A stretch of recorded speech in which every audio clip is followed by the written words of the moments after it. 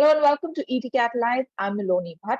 Our guest today is R.S. Subramanian. He's the Senior Vice President, South Asia of DHL Express, which is among the leading logistic companies of the world. Mr. Subramanian has been with the company since 2004. Sir, it's a pleasure to have you here with us today. Thank you, Miloni. Pleasure to be here. So you've been with the company since 2004.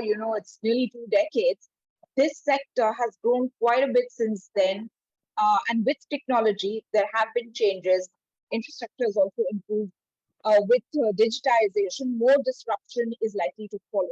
What are the biggest changes that you have seen, which you see as powering this sector to be a contributor to India's economic growth and to jobs? And, what do you think will be the big growth from your vantage?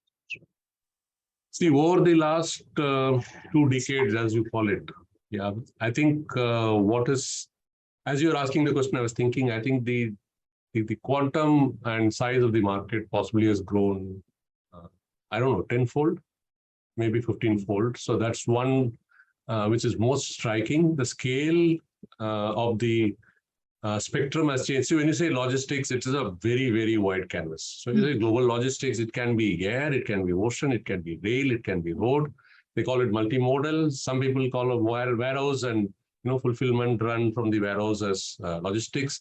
Now, in the last maybe a decade or so, there's huge e-commerce play, last mile delivery. Then you have now the rise of hyperlocal players, 10-minute deliveries, omni-channel, cross-border trade, imports, exports. So therefore, it's an endless canvas. So what do you call logistics?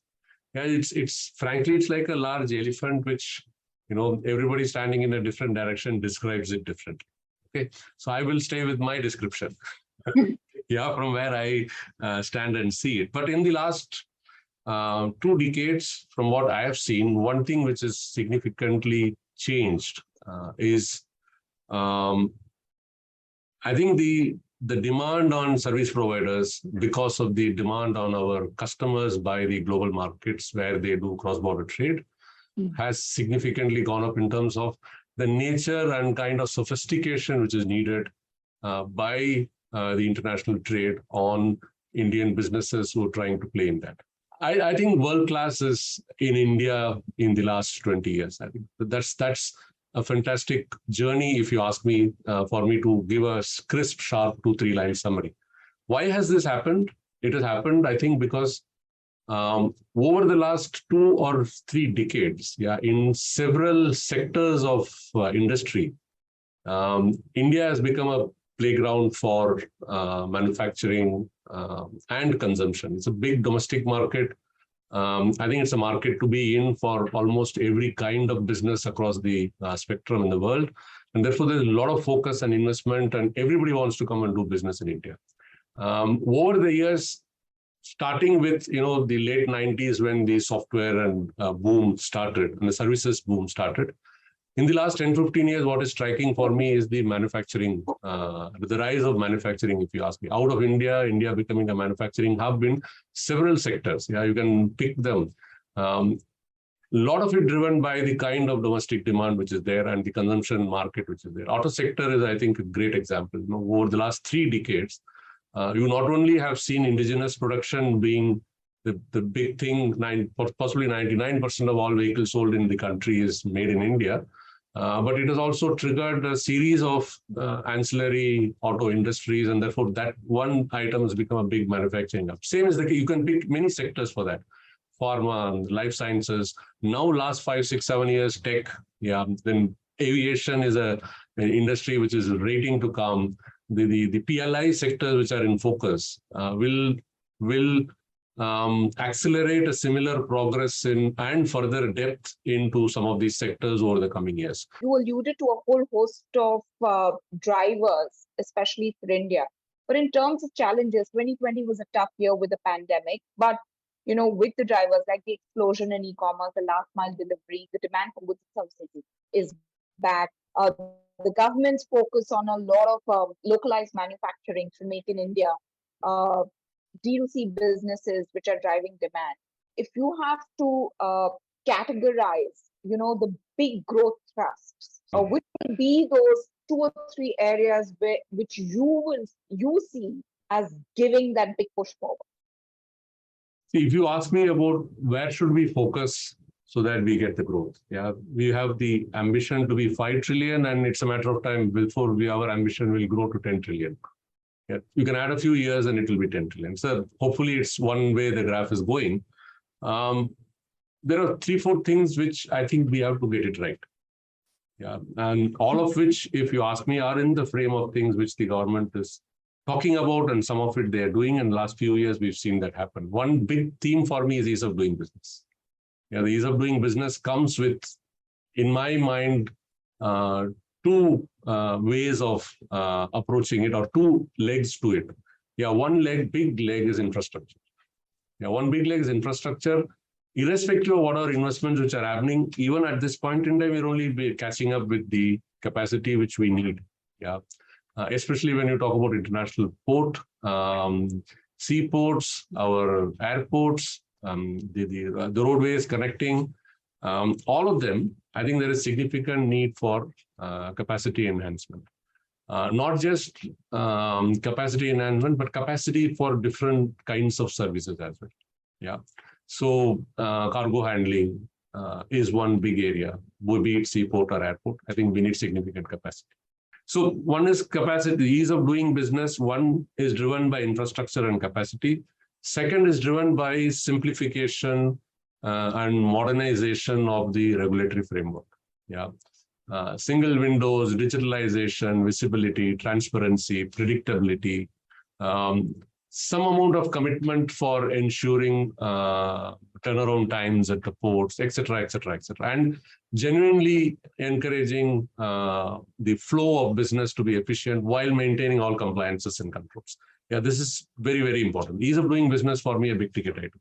Most quoted statistic in the the last 10 years I've heard is that our transaction cost in India is in the double digits. Yeah, depending on whom you ask and when you ask, it is in the range of 11 or 12 or 13%. In very efficient economies, the transaction costs are in the range of 5 or 6 or 7%. So unlocking value for the industry, bringing in efficiency, making our industries competitive will come from crushing the transaction cost down to a single digit. But, when you think of challenges to growth, to say a legacy companies such as yours, where you have so many new age companies attempting to provide a platform of services. They promise and deliver better rates, efficiencies in turnaround time, shipment sizes have become smaller too. How are you gearing to tackle all of these challenges in India? See, I think legacy is a disputable term. Yeah. So I would think that the logistics space are being approached by different companies from 2 ends of the spectrum. Yeah. DHL is a pioneer. Yeah. We in that sense invented express category for the world. Yeah, that's what we call it, a small idea which became a big business. Yeah, that's DHL Express International Shipping.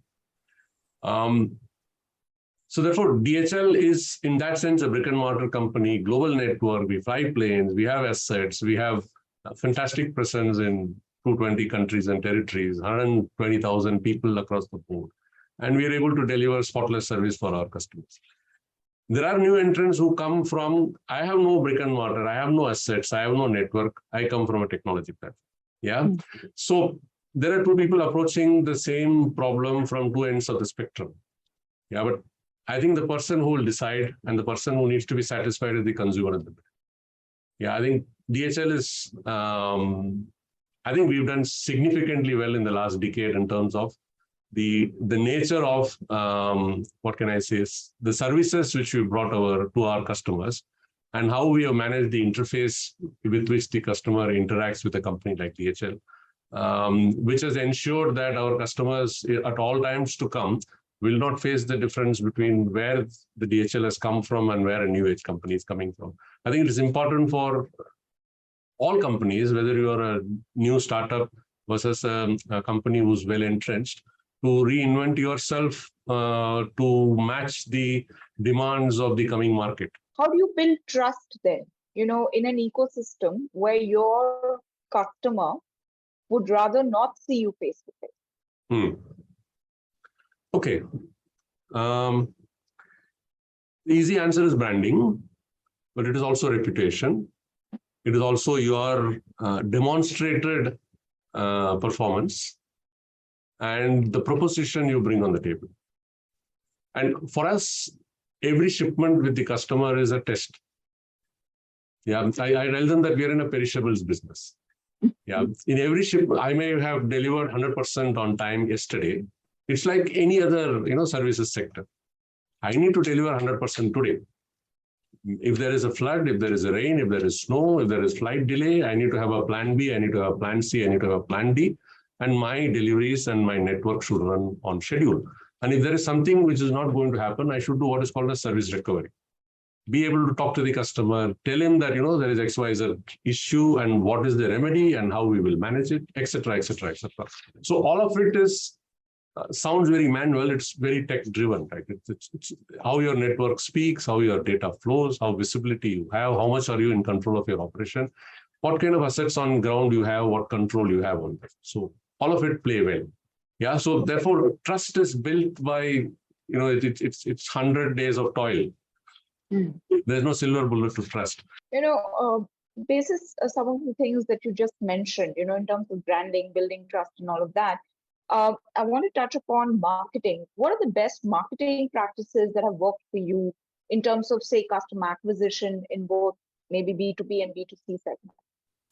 Okay, so if you talk about branding, DHL has a wide variety of one brand called DHL globally. Yeah. So why do I say one brand globally? It's because DHL is 3-4 different companies in one. So yeah, we are an express entity, which is DHL Express. The traditional global air freight and ocean freight is also DHL, which is DHL Global Forwarding.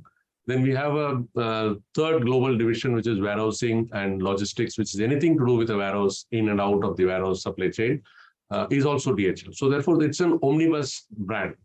So how do you talk to a customer for whom the brand itself is different things at different times? Yeah, there are certain things which are core to the brand. I think what is core to DHL's brand is speed, passion, spirit of can-do, and maybe big teamwork, right? We deliver excellence to you. So I think DHL's branding approach is always to bring the DHL brand values to life. Yeah, we do things which bring DHL brand values to life, and therefore you'll find few DHL standalone advertising campaigns, but a lot of DHL campaigns are sponsorship led. Yeah, so therefore, and some of them very unique, right? For years, DHL has been the logistics service provider for the Formula One circuit. Yeah, for me, for almost 40 years, we've been a Formula One circuit. Backend is provided by DHL. It's simply amazing because Formula One is, I think, 18 or 20 circuits in a year, which happen by the calendar. So therefore, between one race to the next race, there's possibly a 3 to 4 week time period, before which almost 1,500 to 2,000 tons of material, right from cars to petrol to the circuit and equipment and electronics and the whole works for all the teams will have to move from one corner of the world possibly to the other. There is a Singapore circuit, and next circuit possibly is in Abu Dhabi or something in London, or I think wherever. So the entire backend is done by DHL. So every Formula One which is happening is a demonstration to somebody watching of what DHL can deliver to you. Same is the case with, let's say, for example, we are a sponsor of Formula E. We are a sponsor of the electronics for ESL. The global tournament, DHL is a big sponsor. The entire kit is like fulfilled by DHL. So therefore, when the circuit moves from place to place, with precision they move. And the fashion weeks, DHL has been a sponsor for long. Each one of the fashion week events which are happening, it's a demonstration of what DHL can bring to you, because the fashion event is happening because the backend is working extremely well.